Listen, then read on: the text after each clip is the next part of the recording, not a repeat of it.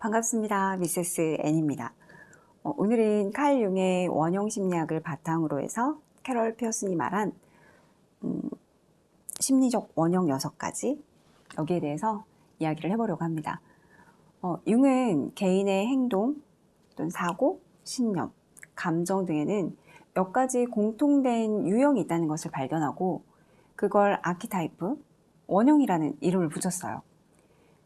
우리 각 개인은 어떤 개인적인 무의식과 함께 모든 개인 안에 공통되게 존재하는 집단적인 심리적 원형이 있는데요.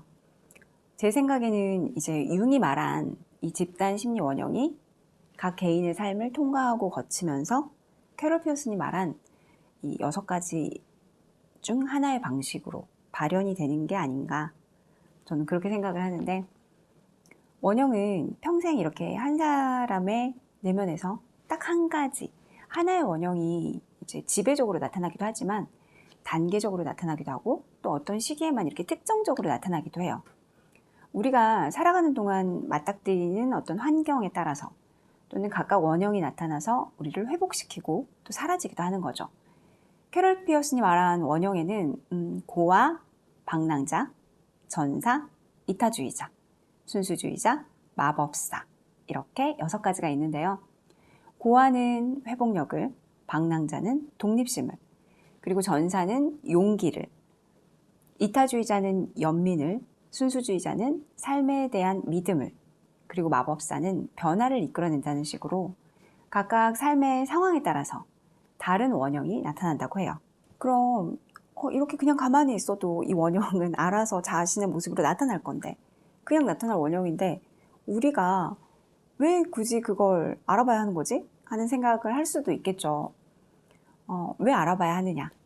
그게 같은 이름을 가진 원형이라도 모든 사람에게 동일한 방식으로 동일한 모습으로 나타나는 건 아니라는 거죠.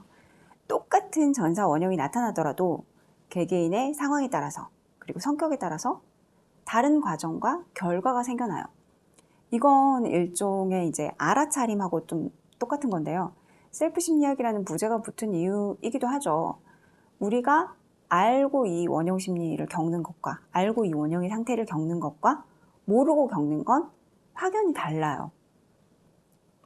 내가 어떤 원형인지, 지금이 어떤 원형이 필요한 순간인지를 알고 있다면, 그걸 스스로 느낄 수 있다면 우리 개개인의 이야기들, 나만의 이야기, 이런 것들은 좀 더 분명하고 명확한 색으로 개성 있게 표현될 가능성이 더 높죠. 두려움이라는 건 대상에 대해서 자세히 모를 때 생겨나잖아요.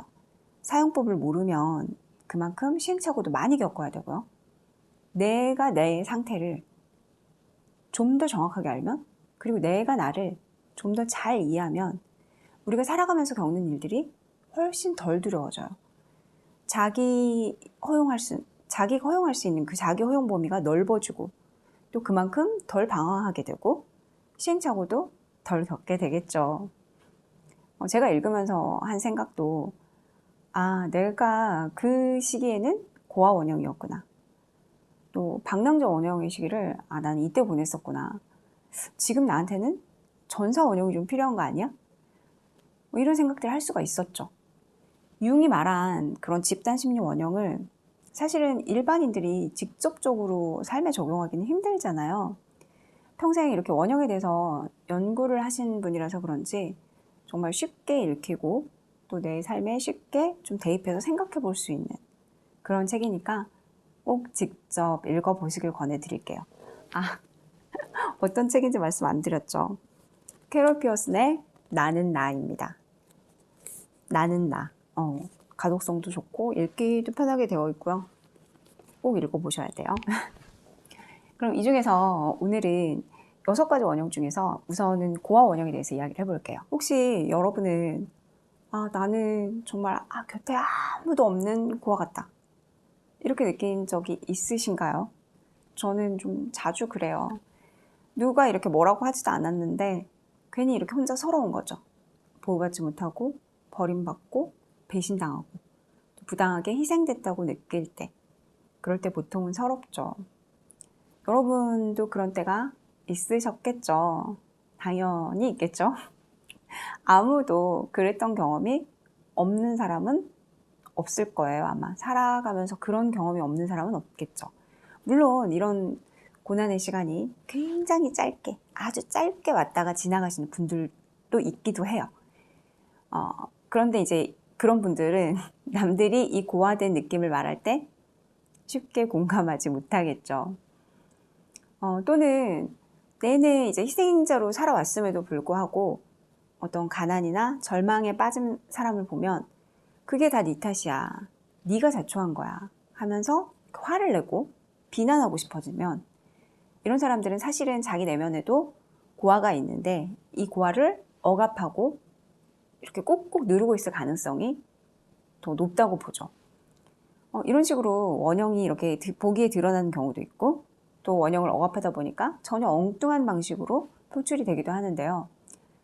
어떤 경우든지 간에 사실은 내 안에 고아 원형이 존재하고 있다는 거, 또는 지금 그 시기를 지나고 있다는 거, 그것을 알아차리는 게 굉장히 중요합니다. 왜냐하면 이 고난이라는 거는 영웅의 여정의 출발점이거든요. 우리 개개인은 다 저마다의 이야기를 가진 각각 한 명씩의 영웅이에요. 신화에서 이야기의 주인공들은 가장 먼저 고난을 겪어요. 이 고난이 시작됨으로 인해서 익숙해진 곳, 익숙한 사람들을 떠나죠. 여정이 시작되는 거예요. 고아라는 의미도 마찬가지예요.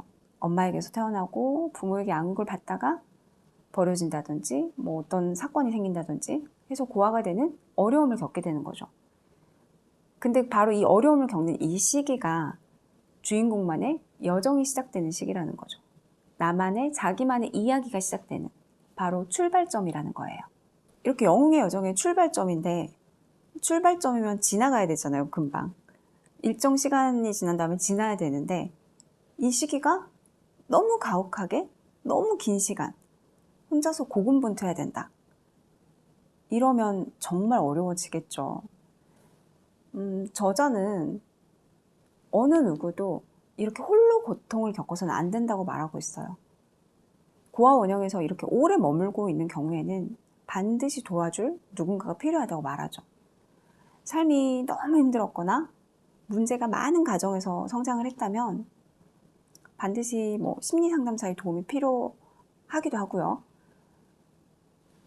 이렇게 삶에서 이제 고아 원형이 너무 활성화가 되면 우리는 그때는 해답을 찾아서 이걸 해결할 수 있는 해답을 가진 스승을 정말 절실히 원하고 찾아요.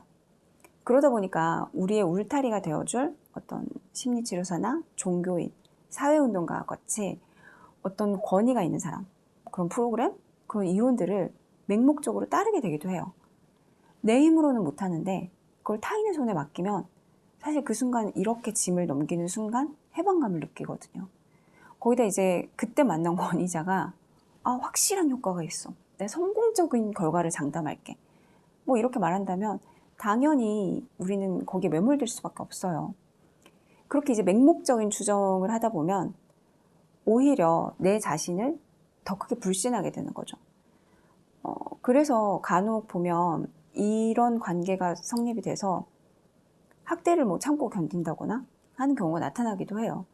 우리가 객관적으로 봤을 때 분명히 그건 가스라이팅이고 또 상대를 조종하고 어떤 길들이기 위해서 하는 말들인데, 막상 거기 그 맹목적인 추정에 매몰되는 사람들은 그런 생각을 못하고 그 사람의 말을 믿게 되는 거죠. 우리가 그러나 반드시 기억해야 될 게 있어요. 많은 전문가들, 그리고 많은 뭐 어떤 스승, 막 이런 여러 가지가 다 있지만 반드시 기억해야 할 한 가지, 그건 바로 구원자 역할을 자처하는 사람도 결국에는 자기 내면에선 그 사람도 고아라는 거예요. 그 사람도 역시 그냥 사람일 뿐인 거예요. 누가 누구를 구원해 줄 수는 없다는 거죠. 특별히 나를 믿어, 내가 구원해 줄 수 있어 라고 말하는 이런 사람들은 구원자 역할에 이렇게 신경 쓴다기보다는 내가 영향력 있는 사람이야, 자기가 이렇게 영향력 있는 존재임을 내세우는데 관심이 훨씬 더 많아요. 그리고 이 사람들은 나한테는 문제가 없고 다른 사람들에게 모두 문제가 있다고 이렇게 딱 가장해버리기 위해서 스스로를 구원자라는 완전 무결한 존재로 만드는 거죠. 누가 누구를 구원할 수 없다고, 그런 완벽한 구원자가 될 수 없다는 거, 구원자도 고아라는 걸 말씀드렸는데, 우리는 그렇게 정말 모두 상처를 입고 있는, 또는 상처를 앞으로 입을 수도 있는 그런 사람이고, 누구나 다 불완전한 존재예요. 아무도 단 한 명도 여기에 해당하지 않는 사람은 없어요. 그럼에도 불구하고 우리가 이렇게 상처받는 존재이고 불완전한 존재임에도 불구하고 우리가 60년, 70년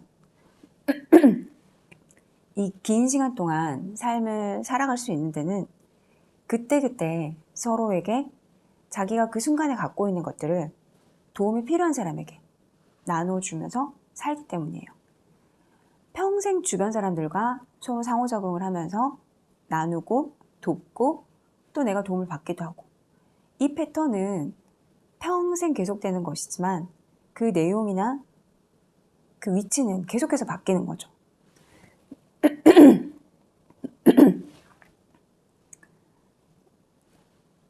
시절 인연에 따라서 우리는 서로 도움을 주고받지만 말 그대로 정말 영원하고도 온전히 희생적인 그런 관계란 없어요. 그런 건 불가능하죠. 그래서 마지막으로 이제 캐럴 피어슨이 말하는 이 고아 원형에 머물러 있는 사람들에게 좀 힘을 줄 수 있는 필수적인 사항 4가지들을 한번 꼽아보도록 할게요. 첫 번째가 바로 사랑입니다. 보살핌과 관심을 보여주는 개인과 모임이 있어야 한다는 거죠. 그리고 두 번째는 자신이 처한 상황을 이렇게 부정하는 심리적인 어떤 방어를 극복할 수 있도록 자신의 이야기를 계속해서 되풀이해서 말할 수 있는 기회가 있어야 한다고 해요. 그리고 세 번째는 책임의 소재를 개인이 아니라 어떤 외부로 돌려서 다른 곳에서도 원인을 발견할 수 있도록 해주는 그런 심리요법이 필요하고요. 그리고 네 번째는 자신의 삶을 스스로 책임질 수 있도록 돕는 행동 프로그램이 필요하다고 말을 하죠. 이게 모두 건강하게 고아 원형에서 벗어나기 위해서 필요한 방법들인데요. 물론 혼자서 벗어날 수도 있겠지만 혼자서 벗어나기 어려울 만큼 이렇게 좀 깊이 고아 원형에 들어가 있을 때, 깊이 빠져 있을 때 우리는 그때는 도움을 청해야 하고, 그리고 우리는 그들을 도울 수도 있어야 되겠죠. 고아 원형은 누구나 겪는 거지만 거기에 계속 머무를 수밖에 없는 상황이 있기도 해요. 그러니까 그런 묵직한 고통을 안고 평생을 계속 살아가야 한다고 생각을 하면 너무 힘들잖아요. 너무 불행하죠. 우리는 누구나 다 그 고아 원형에서 빠져나올 권리가 있어요. 우리에게는 모두 다. 그리고 그렇게 고아 원형에 긴 시간 머물게 된 것도 그 사람 어떤 개인의 탓이 아니라 어떤 상황의 탓일 뿐인 거고요. 이 고난을 극복하고 이겨낸 사람들이 삶의 지혜를 다 이렇게 체득을 했던 것처럼 이 고아 원형을 잘 이겨내고 나면 그때부터 우리의 인생의 진정한 모험이 시작되거든요. 그 진정한 모험을 할 수 있도록 우리 스스로를 그리고 타인을 우리는 반드시 도와야 되겠죠. 결국 우리가 기억해야 할 건 누구도 고아 원형에서 너무 오랜 시간 보내서는 안 된다는 것과 진짜 영원한 구원자 이런 건 없다는 거. 구원자도 결국은 사람이고 자기 안에 고아 원형을 가지고 있다는 거.